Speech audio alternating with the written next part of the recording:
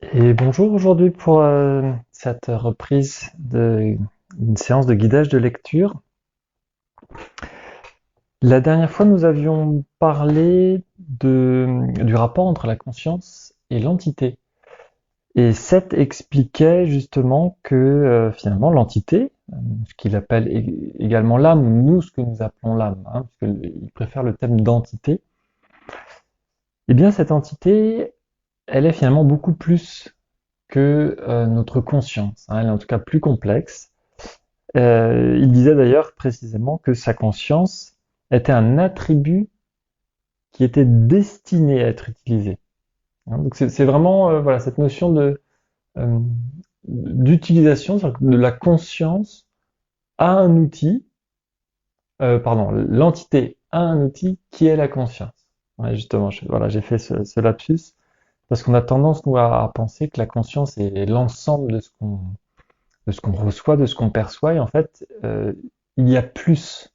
Hein, c'est vraiment ce que Seth nous dit, et que finalement, l'entité globale, l'entité complète, a donc cette capacité de percevoir, hein, cette conscience particulière, mais donc qui est uniquement un des outils à sa disposition.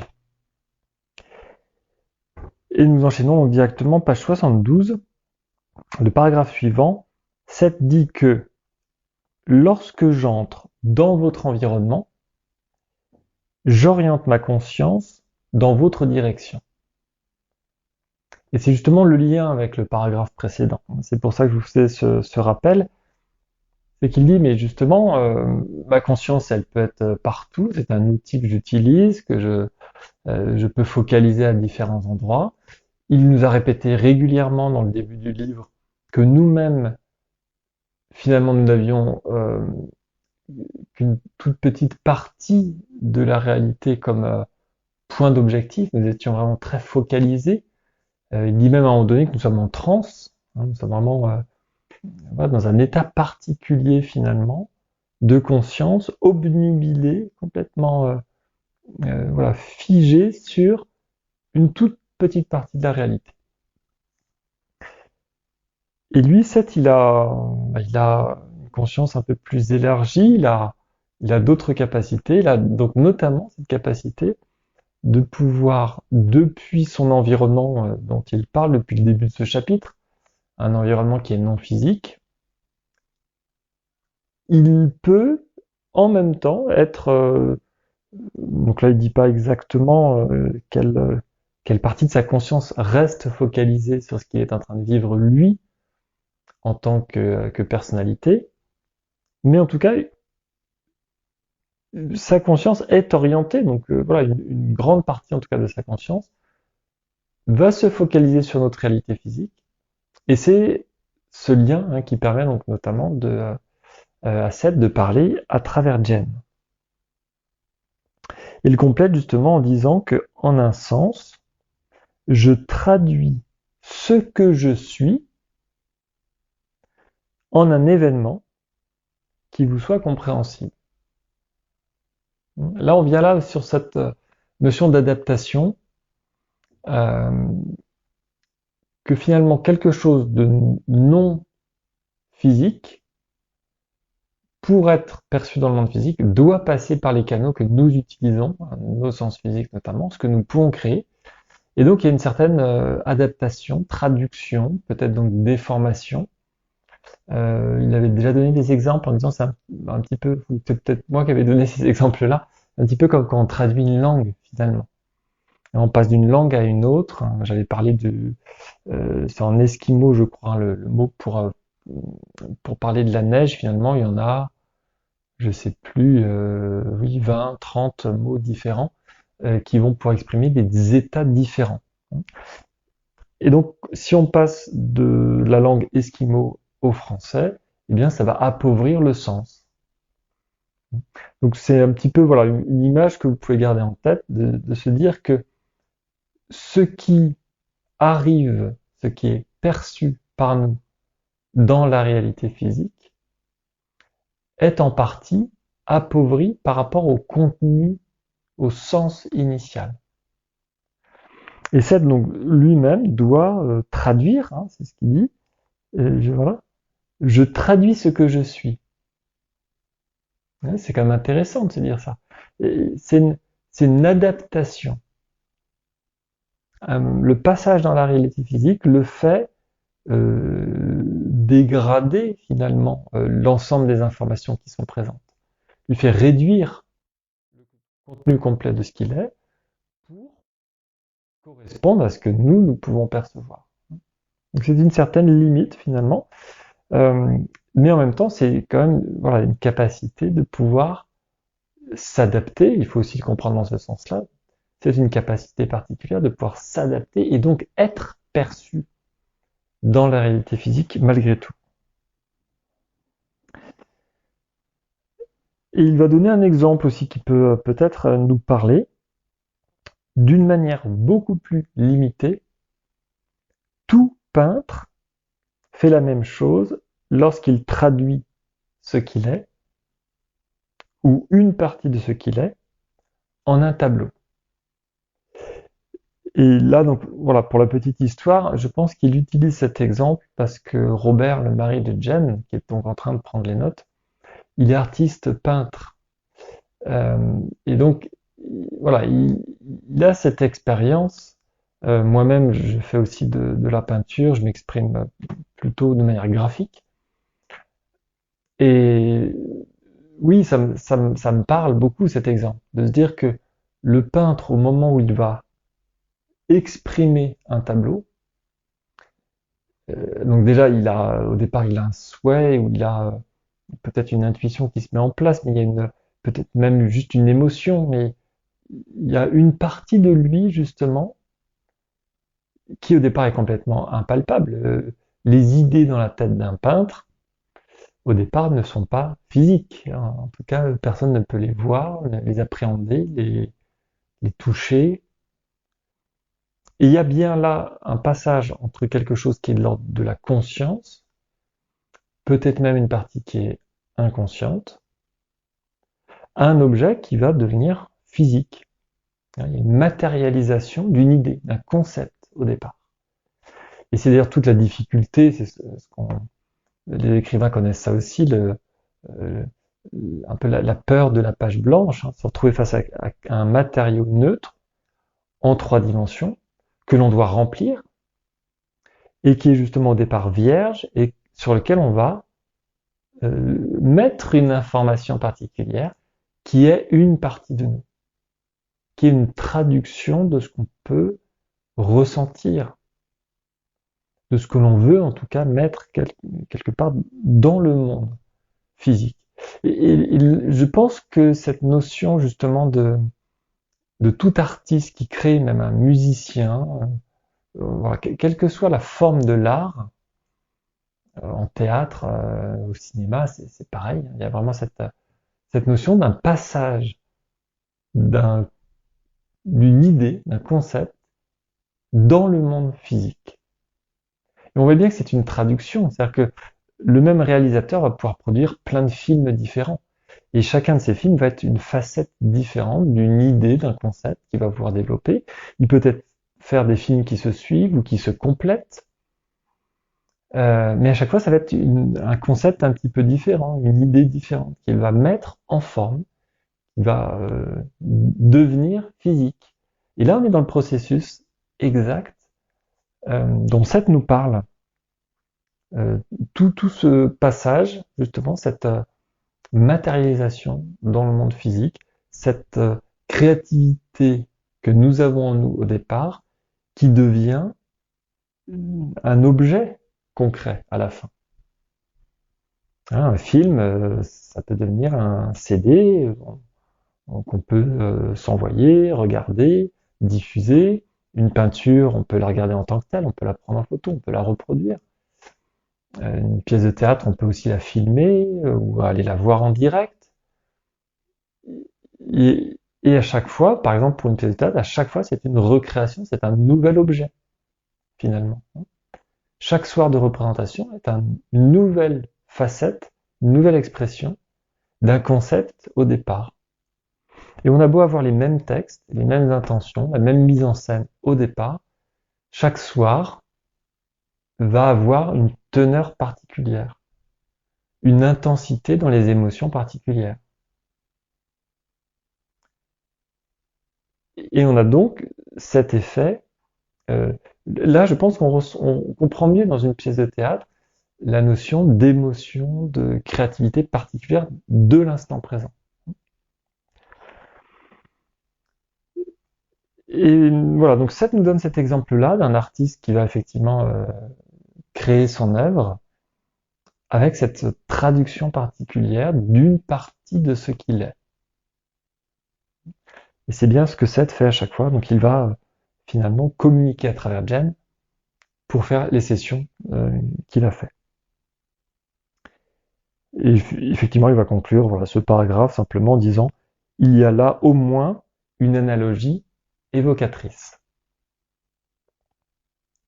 Donc voilà, donc dans ce paragraphe 7, il nous expliquait que lui, finalement, c'est par l'orientation de sa conscience qu'il va pouvoir euh, prendre part à notre réalité physique. En tout cas, trouver une connexion. Il va devoir faire un effort de traduction, d'adaptation, de, de se dire, voilà, je canalise une partie de ce que je suis, je résume, je synthétise, je vais uniquement transmettre telle partie pour que ça devienne quelque chose que nous puissions comprendre avec nos sens physiques, dans notre réalité physique. Et ce passage d'une réalité non physique à la réalité physique est quelque chose que, que nous faisons finalement beaucoup plus souvent qu'on peut imaginer au départ. Euh, Puisque je pense qu'à chaque fois effectivement qu'on va créer, alors à notre échelle, hein, sans se dire qu'on est forcément des artistes, mais qu'à chaque fois qu'on va vouloir, je sais pas, oui, même de lire un livre, on a des images dans notre tête qui vont, qui arrivent, hein, on recrée le livre à chaque fois qu'on le lit.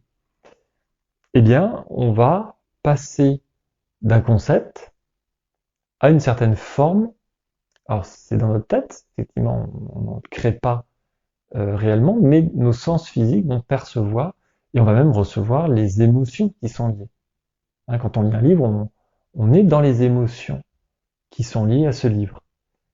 Eh bien, c'est donc ce passage concept de réalité physique sous une certaine forme que l'on fait fréquemment et sur lequel Seth attire notre attention en disant mais il existe beaucoup plus dans la réalité autour de nous que ce qui est directement perceptible par vos sens physiques. Et c'est ce sur quoi il attire notre attention en permanence. Alors que nous le faisons finalement sans vraiment nous en rendre compte. Alors il va continuer justement dans cette idée, dans le paragraphe suivant en disant lorsque j'entre dans votre système, je fais intrusion dans la réalité en 3 dimensions. Intrusion, c'est vraiment, voilà, on voit qu'il y a un voile qui se déchire ou qui laisse passer tout d'un coup une certaine information qui va prendre forme. Et c'est vraiment un choix de sa part. Il entre dans notre fonctionnement à nous. C'est lui qui s'adapte. Hein. On en avait déjà parlé avant avec le lien qu'il va mettre en place avec Jen. Ça se passe dans un système intermédiaire où Jen a la capacité d'aller, en tout cas de diriger sa propre conscience. Et où Seth est suffisamment proche de notre réalité physique pour justement après ensuite envoyer des informations qui vont être perceptibles. Et il dit donc, il y a donc cette intrusion dont il vient de parler, et il continue la phrase en disant « Et vous devez interpréter ce qui se produit à la lumière de vos croyances, de vos propres croyances racines. Hein, donc les croyances racines, on en avait parlé dans la séance précédente. Bon, je vous renvoie donc à la séance précédente si vous voulez avoir un peu plus d'informations sur ce que Seth disait à ce sujet-là. Mais ça fait donc partie, on peut comprendre en tout cas euh, de des ensembles de nos règles, de notre vision en tout cas sur la réalité physique, hein, la manière dont nous percevons et dont nous pensons que fonctionne la réalité physique, qui vont donc se traduire sous forme de règles et qui nous permettent de fonctionner ensemble. Et ce passage justement, là c'est très clair justement ce qu'il exprime. Lui il part d'un concept, ce qu'il est, qu'il va traduire lui à sa manière pour que ça... Alors il parle d'intrusion, donc pour qu'il y ait euh, une entrée en tout cas d'informations dans cette réalité physique, et nous-mêmes à notre échelle, comme nous créons finalement ce que nous percevons autour de nous, eh bien nous allons créer notre propre interprétation. Donc là c'est de notre côté, c'est nous qui interprétons les signaux, l'information émise par Seth pour créer notre propre vision de ce que Seth nous donne comme information. Il y a donc une traduction de ce que j'en comprends à deux niveaux. D'un côté, Seth qui s'adapte qui s'adapte à notre réalité physique, et de l'autre côté, nous-mêmes qui, à notre échelle, retraduisons ce que nous pouvons percevoir comme information avec nos croyances racines. Donc, vous voyez, donc tout ça, ça filtre énormément le message finalement et la perception qu'on peut avoir du concept originel. Et ça illustre une nouvelle fois le fait que chacun a sa propre perception finalement de ce qui nous arrive autour de nous et que, encore une fois, même le même événement va être vécu finalement de manière différente et très très personnelle par chacun des témoins de cet événement. Voilà, donc il utilise effectivement voilà, ce terme d'interprétation qui me semble assez parlant. Hein. Nous interprétons finalement ce qui se passe autour de nous.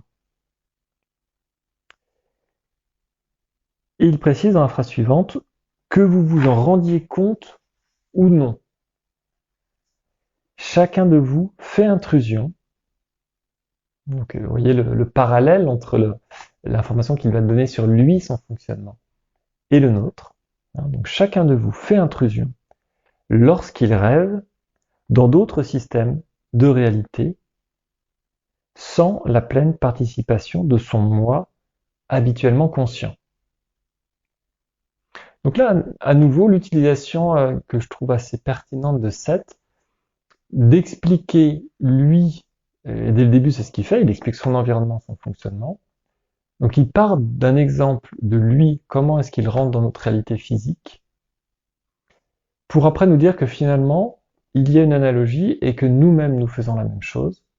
Nous passons d'une dimension à l'autre. Donc là, tout à l'heure, j'ai donné un exemple avec le côté artistique, on fait appel à une certaine forme de créativité en nous. Mais finalement, la Seth donne l'exemple des rêves. Et que dès que nous rêvons, nous-mêmes, nous allons rentrer dans d'autres dimensions. Le rêve est une capacité que nous avons d'aller oui, là, je sais pas quel autre mot utiliser que de rentrer en communication, parce que pour moi, il y a un échange. Nous-mêmes, nous percevons certaines informations comme nous sommes en train de rêver, mais, et c'est ça qui aussi me semble important quand il parle de faire intrusion, ça nous permet nous-mêmes d'envoyer des informations dans d'autres systèmes de réalité. Et des systèmes de réalité qui ne sont pas forcément physiques. Donc finalement, il y a un côté assez amusant, c'est que on s'en rend pas compte, mais régulièrement, parce que a priori toutes les nuits, plusieurs fois dans la nuit, puisque il me semble que les phases de rêve sont quand même sont réparties sur différents moments dans la nuit, et c'est assez régulier, eh bien nous avons cette capacité et nous le faisons. Et c'est pour ça qu'il dit avant que vous vous en rendiez compte ou non, nous rentrons en contact, nous échangeons avec d'autres systèmes parallèles aux nôtres, qui ont la même existence que la réalité physique dans laquelle nous nous réveillons le lendemain matin. Et pourtant, nous pensons en général, quand on dit bah, tiens, j'ai rêvé cette nuit, oh, c'était assez fou, il s'est passé ça, ça, ça, voilà. Et on y porte assez peu d'attention parce que on se dit mais voilà, le, la vraie réalité, nous, on pense que c'est uniquement ce que nous percevons quand nous sommes éveillés. Alors que notre inconscient et notre état de rêve nous amène à, oui, nous amène dans d'autres systèmes de réalité et qui fonctionnent en parallèle, qui fonctionnent tout autant que la réalité physique que nous connaissons dans la journée. Et c'est pour ça qu'il parle vraiment, voilà, donc de faire intrusion dans d'autres systèmes de réalité. Et il dit sans la pleine participation de son moi habituellement conscient. Puisque cette définie, et d'ailleurs, oui, j'ai laissé voilà l'exemple que j'avais donné dans la séance précédente, qui est toujours au tableau, le moi interne et le moi externe. Donc là, on a un très bon exemple justement sur cette application-là. À droite, c'est le moi externe, ce serait la partie la plus active quand on est réveillé et on a besoin justement peut-être d'une caméra, ce sont nos yeux pour percevoir le monde autour de nous, d'un clavier ou d'une souris pour envoyer des informations, percevoir par exemple, je sais pas, le sens du toucher par exemple. Et puis l'écran, ce serait pour renvoyer des informations aux autres, hein, ça peut être notre visage, on communique beaucoup par le corps, et vous savez que de dire à quelqu'un bonjour avec un grand sourire ou le même bonjour avec une moue un peu ou un visage un peu neutre, eh bien ne va pas être perçu de la même manière. Donc c'est un peu comme si l'écran il montrait un joli paysage qui est attractif pour la personne avec le même bonjour, ou bien un paysage très triste où on essaie de dire bonjour quand même, mais c'est une autre intention qui est derrière. Donc la partie droite, ce serait la partie monde physique, trois dimensions que nous connaissons. Et nous avons donc toutes ces interfaces euh, habituelles, hein, ce qu'on appelle les périphériques sur un ordinateur, alors que la partie de gauche, le moi interne, c'est dans la boîte noire, c'est quelque chose qui est donc à l'intérieur de l'unité centrale de l'ordinateur. On n'en a pas vraiment conscience, honnêtement. Si vous n'avez pas encore eu la curiosité d'ouvrir votre ordinateur, vous ne savez pas forcément les composants qui est à l'intérieur, vous ne savez pas comment ça fonctionne. Vous savez que vous branchez une prise de courant, vous savez que dessus vous branchez des périphériques, mais qu'est-ce qui se passe à l'intérieur? Eh ben, on n'en sait pas grand-chose. Pour moi, c'est une bonne illustration du moi interne. Et justement, on dit l'ordinateur, il peut être en état de veille, hein, donc il est moitié éveillé, il est prêt à redémarrer, mais il est quand même au ralenti. Et ça pourrait être une illustration des moments où nous, on rêve. Donc il y a quand même un travail derrière qui est fait. Hein. Je pense que le microprocesseur, il continue à tourner, il est prêt, en tout cas, il y a suffisamment de capteurs qui sont allumés, hein, je pense au clavier ou à la souris. Dès qu'on appuie sur une touche du clavier, l'ordinateur se rallume. Ça veut dire que l'ordinateur est en permanence à l'écoute du clavier. Donc vous voyez que c'est pas complètement neutre cette similitude. Donc on est dans une sorte de monde un petit peu virtuel ou caché, où Seth va utiliser le terme de moi interne, et ça pourrait donc illustrer assez bien notre période de rêve. Et il y a donc quelque chose qui n'appartient pas au moi conscient, mais qui fonctionne toujours, qui est tout le temps prêt, éveillé, actif, et qui en tout cas donc est plus important que ce qu'on perçoit. Et de la même manière qu'un ordinateur, j'avais parlé la dernière fois de la notion de session sur un ordinateur. Une session, c'est une interface particulière qu'on a choisie, avec justement une image de fond qui nous parle, enfin, qui parle à chaque utilisateur, et un choix de logiciel, d'application. Et chacun va avoir une utilisation particulière de l'ordinateur. Et pourtant, c'est le même ordinateur. Il a les mêmes capacités. Il a plus de capacités que ce que chaque utilisateur va en avoir. Et puis n'importe quel utilisateur peut rajouter des fonctions. On télécharge un autre programme, on rajoute des fonctions à l'ordinateur. Les autres utilisateurs éventuellement ne vont pas être conscients que l'ordinateur a une nouvelle capacité. Et voilà, c'est exactement le lien que je vois en tout cas entre le fonctionnement de notre moi interne qui grandit, qui évolue, qui a d'autres existences en parallèle, qui est en contact avec d'autres réalités. Et en même temps, nous sommes focalisés sur uniquement notre interface, notre session. Donc une petite partie de ce que notre moi global peut faire. Voilà, donc c'est en tout cas, voilà, je redonnais cet exemple-là pour continuer à aller dans la phrase là, que Seth vient de donner avec cette intention par rapport au rêve, car je crois que ça illustre assez bien justement ce décalage entre ce qui peut être directement perceptible chez nous ou chez les autres et l'ensemble des informations présentes de manière beaucoup plus profonde.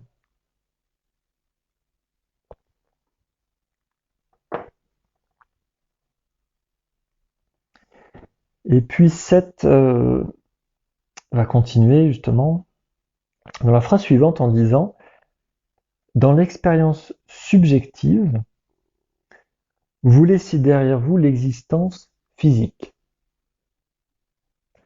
Et vous agissez dans certains rêves avec une force d'intention et une validité créatrice que vous oubliez aussitôt réveillé. Donc il continue son exemple sur la séparation, entre guillemets, de la manière dont on peut vivre dans les rêves et ce qu'on vit au quotidien, dans notre réalité, on va dire consciente, éveillée.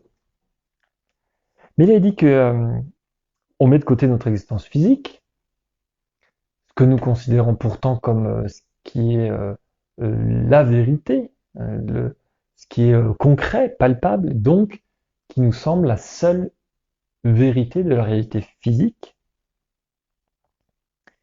Et on agit pourtant dans certains rêves, il parle d'une force d'intention, donc très très forte, il y a quelque chose de très très présent, et une validité créatrice.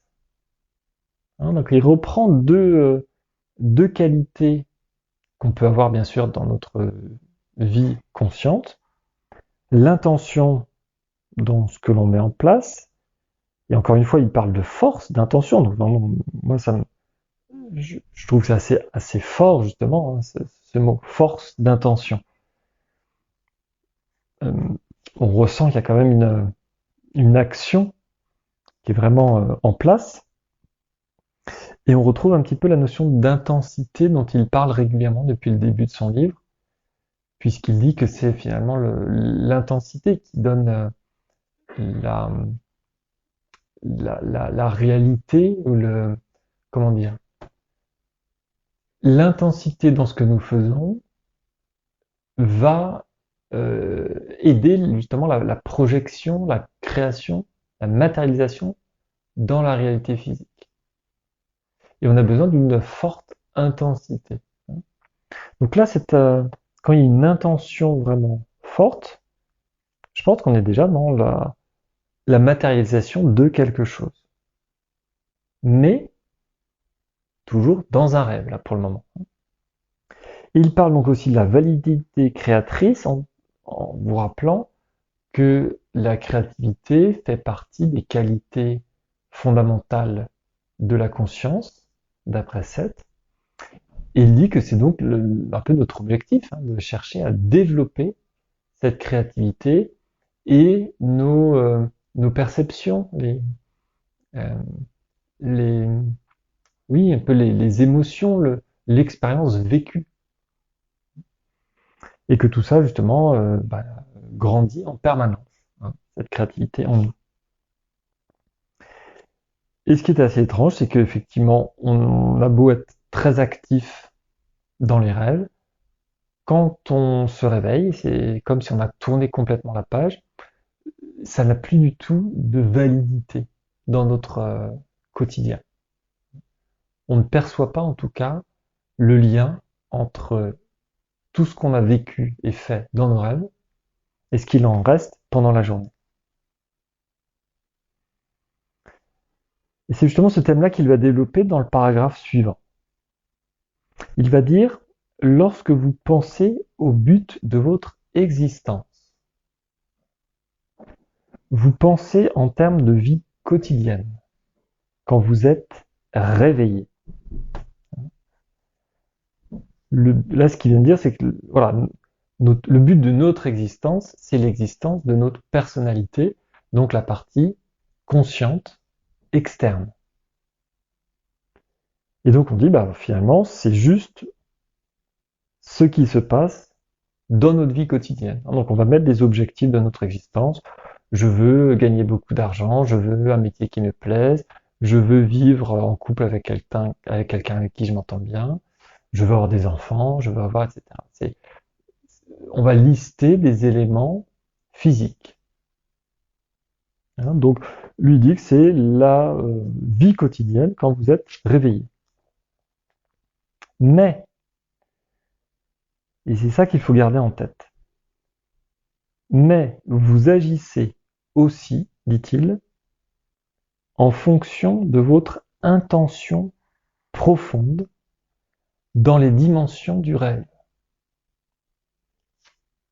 Et vous entrez alors en communication avec des parties de votre entité engagées dans des entreprises tout aussi valides que celles qui vous occupent quand vous êtes réveillé.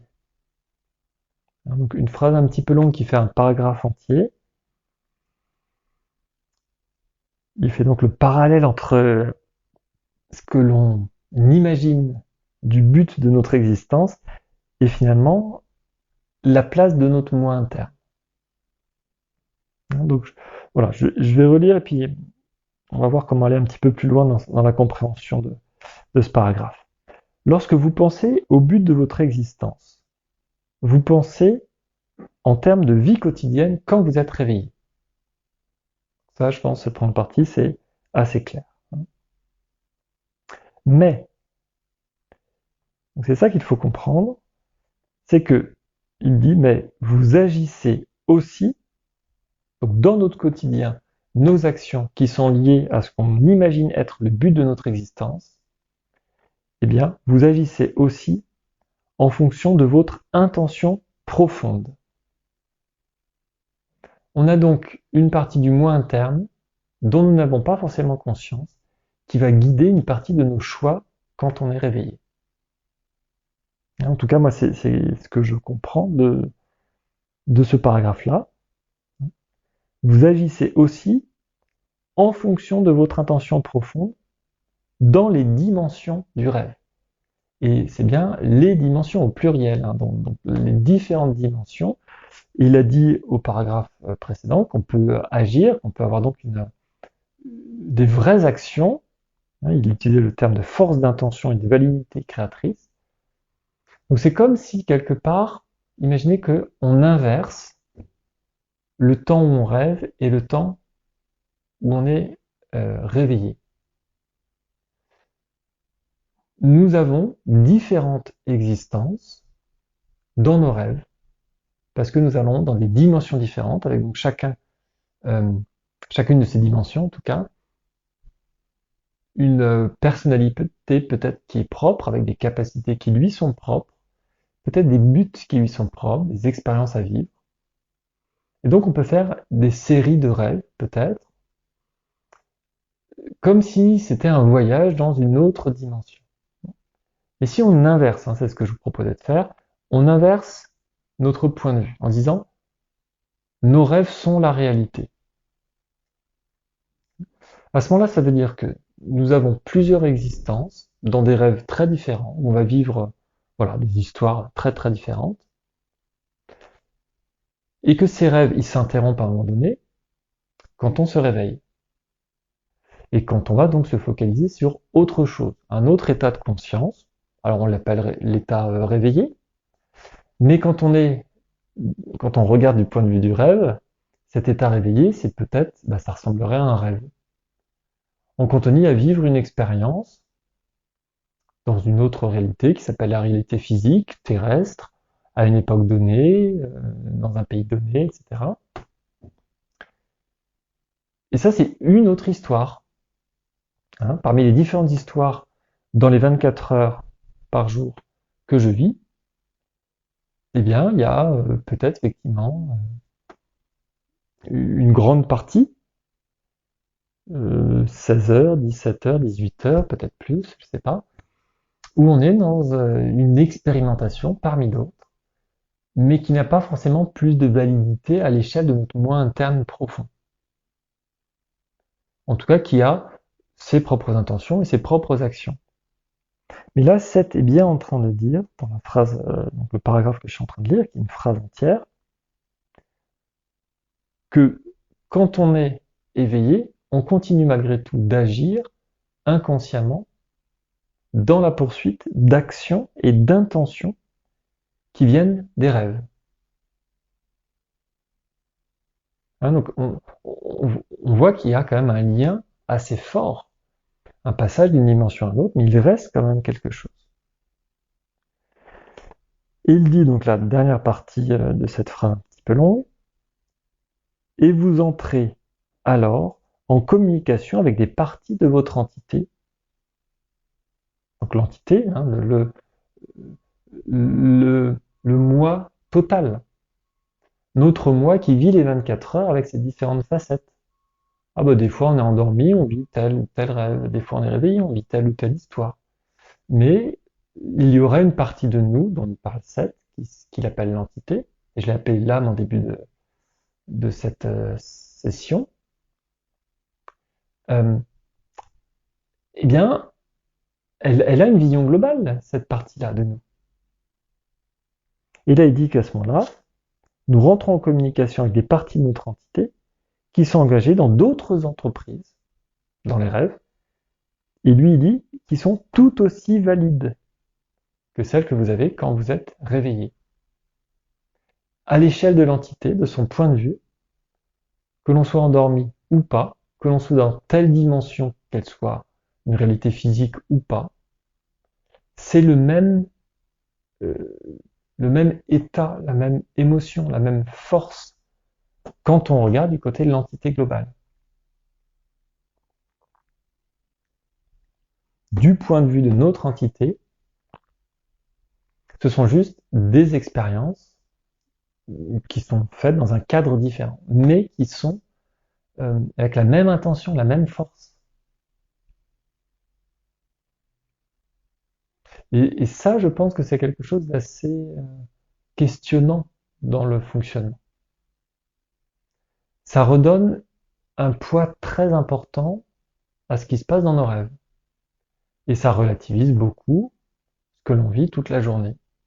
Hein, après quoi, on court. Ah, j'ai pas le temps de faire ça. Tiens, j'ai très envie de. Il faut absolument que je gagne plus d'argent pour pouvoir faire ça, etc.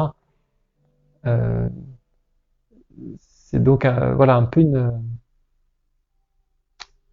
euh, comment dire. Oui, des intentions de vie, des objectifs, c'est ce qu'il parle au début, hein, le but de votre existence, qui sont peut-être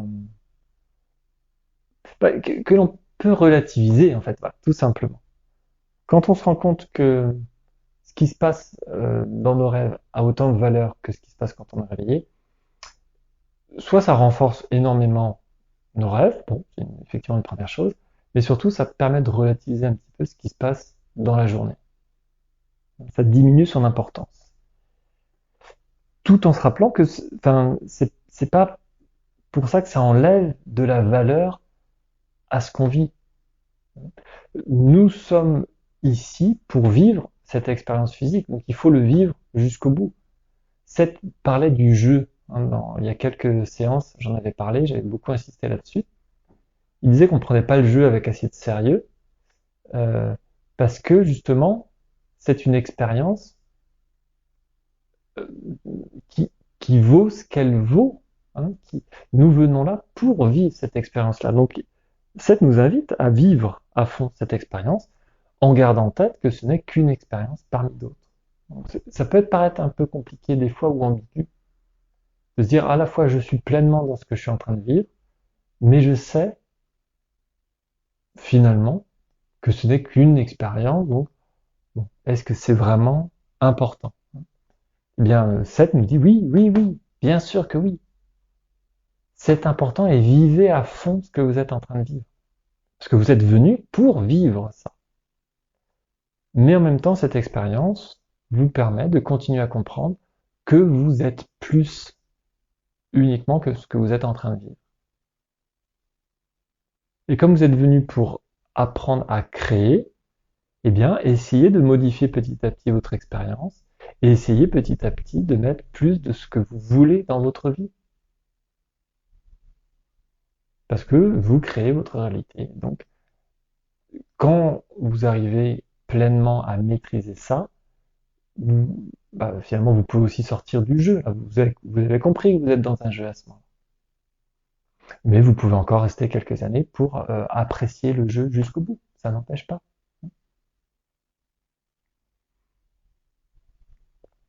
Voilà, donc cette là faisait en tout cas beaucoup le parallèle entre donc cette expérience du rêve et notre réalité éveillée, hein, finalement. Alors là, Robert note à ce moment-là qu'il est 22h17, donc il avait repris à 22h02, donc il y a un quart d'heure, au début du chapitre où Seth, justement celui que je vous ai résumé au tout début de la séance, où Seth parlait de l'entité, de l'âme. Donc là, il a dicté à peu près une page en un quart d'heure. Et il continue, paragraphe suivant, en disant « Lorsque j'entre en contact avec votre réalité, c'est donc comme si j'entrais dans l'un de vos rêves. » Le contact avec votre réalité, c'est en fait le contact avec une de nos réalités, une dimension parmi d'autres. Donc ça dit, voilà, c'est comme si j'entrais en contact avec l'un de vos rêves. Voilà, ça a la même valeur, en tout cas de son point de vue. Il dit, je peux être à la fois conscient de moi-même en train de dicter ce livre et conscient de moi-même dans mon environnement propre.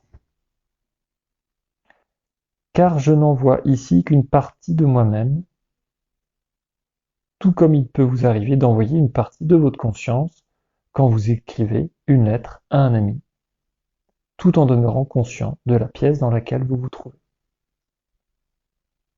Donc effectivement, ça répond un peu à l'interrogation que j'avais en début de séance en disant mais il utilisait le terme d'orienter la conscience dans notre dimension, dans notre direction, pardon.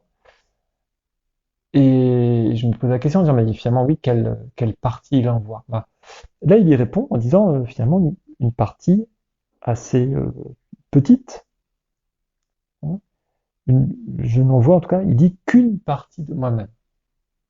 Donc effectivement, non, ça ne répond pas encore exactement à la proportion, et c'est peut-être pas ça qui est important, peut-être moi qui me pose de mauvaises questions.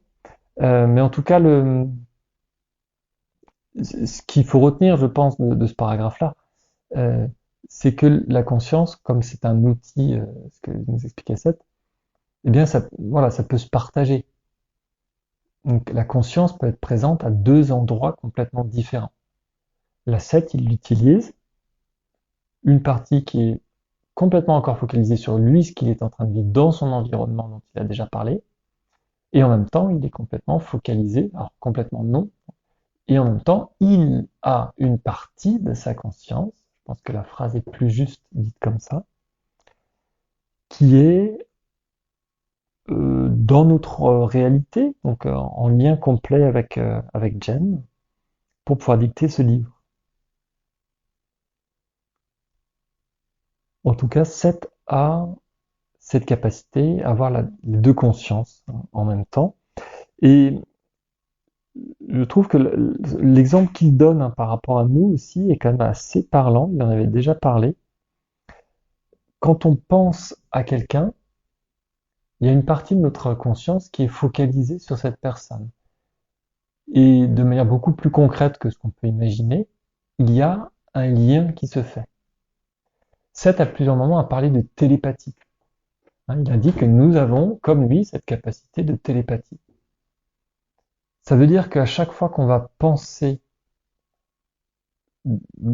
concrètement et avec une intention assez forte à quelqu'un, on l'imagine, eh bien, il y a une partie de notre conscience qui part à l'endroit où est la personne.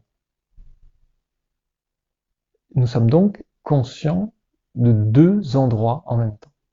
Donc c'est vraiment l'exemple que Seth vient de donner dans ce que lui vivait. Mais j'irais même un petit peu plus loin parce qu'il y a aussi cette notion de l'émotion qui accompagne. Il y a des études qui ont été faites à plusieurs dates et à plusieurs endroits, à l'échelle d'une ville par exemple. Les personnes qui ont euh, étudié, qui ont fait des groupes de prière, certains soirs dans la semaine, je crois que c'était fait sur plusieurs mois, ou au moins sur un mois. Ils regroupaient plusieurs personnes pour prier ensemble pour voilà, la paix dans le monde, enfin, voilà, quelque chose plutôt de positif, de joyeux, plutôt ce qu'on va considérer en tout cas comme positif. En tout cas. Et après, il a regardé le nombre euh, on va dire oui, la criminalité en tout cas, donc les braquages, les vols, voilà, tout ça c'est comptabilisé par la police, donc on peut savoir exactement jour par jour, heure par heure, quel est le nombre de d'interventions de police, ou d'appels en tout cas de police, qui sont repérés. Et justement le fait de porter sa conscience quand on médite de manière positive, va avoir visiblement, c'est en tout cas la conclusion que les gens donnaient à l'étude qu'ils ont faite, quand il y avait des séances de prière, il y avait moins d'intervention de la police, moins d'appels en tout cas. Et la conclusion de l'étude, c'était de dire, eh bien, le fait de méditer, d'envoyer quelque part sa conscience avec des pensées positives, allait plutôt apaiser globalement les gens à proximité. Et donc, autrement dit, nous avons un impact, notre manière d'orienter notre conscience, nos émotions, ça a un impact sur ce que vivent les autres personnes autour. Et ça paraît assez étonnant dit comme ça. Mais voilà, là les gens ont essayé en tout cas de mesurer des choses concrètes.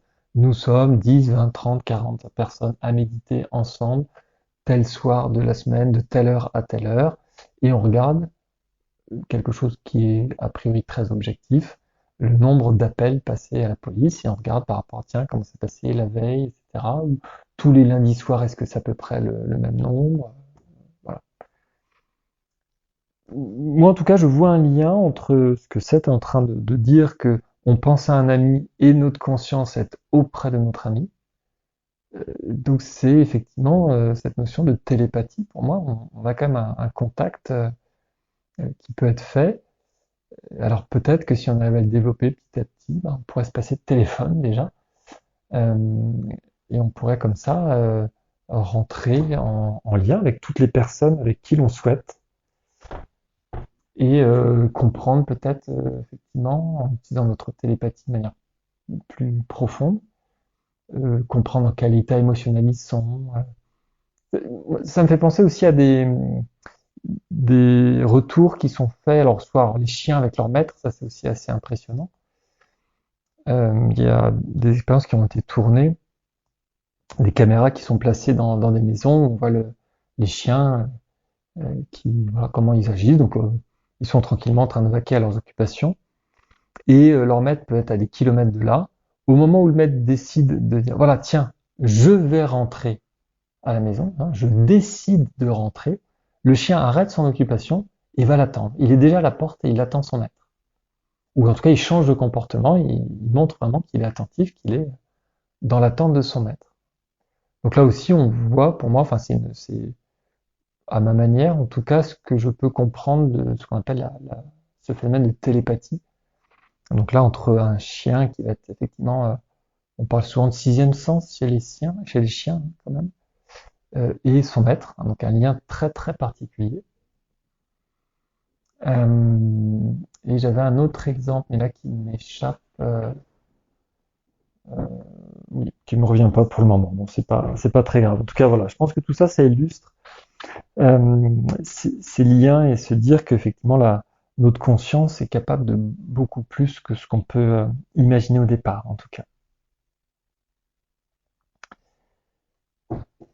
Et donc, en reprenant cet exemple, hein, voilà, vous êtes dans une pièce en train d'écrire un ami, euh, eh bien, il continue la phrase suivante en disant la comparaison est assez juste, mais j'en vois beaucoup plus que vous ne le faites quand vous écrivez une lettre, car une partie de ma conscience se trouve à l'intérieur de la femme qui est en transe pendant que je dicte. Donc là, voilà, il précise vraiment hein, une partie de ma conscience. Donc il est vraiment tellement focalisé. Donc il disait en début de séance, hein, j'oriente ma conscience. Et là, à tel point qu'il y a un lien vraiment où sa conscience. Alors, il avait expliqué hein, dans les pages précédentes, et je préfère vraiment le redire, que Jen doit faire un effort de connexion. C'est comme si elle émettait une partie elle-même de sa conscience. Donc là, ce que Seth vient de dire, il me semble, quand il dit qu'une partie de ma conscience se trouve à l'intérieur de Jen, il me semble que c'est dans l'espace, hein, le, oui, un système parallèle qui n'est pas la réalité physique et qui n'est pas le monde, l'environnement de Seth, puisqu'il avait expliqué qu'il se donnait rendez-vous quelque part dans un espace intermédiaire. Donc j'ai l'impression que c'est à ce moment-là qu'il y a cette connexion. Et c'est quand même assez fort, en tout cas, l'image qu'il donne. Une partie de ma conscience se trouve à l'intérieur de la femme qui est en transe. Donc ça indique vraiment cette connexion très très forte, en tout cas, qui est nécessaire pour que Seth puisse passer de son environnement à notre réalité physique.